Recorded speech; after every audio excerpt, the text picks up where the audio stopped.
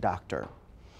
You should also consider talking to your doctor about food allergies, but it can be hard to know the difference between a food allergy and a food intolerance.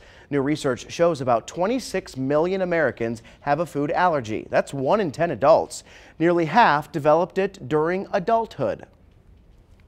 The main difference here, food allergies can be deadly. Eating, touching, even inhaling microscopic amounts of food allergens can cause people to have serious reactions like vomiting, diarrhea, hives, or difficulty breathing.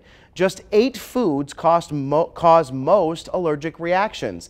90% are caused by eggs, fish, milk, peanuts, shellfish, soy, tree nuts, and wheat. And an important note, you can't be just a little allergic to something. If a food gives you like bloating, gas, or migraines, you probably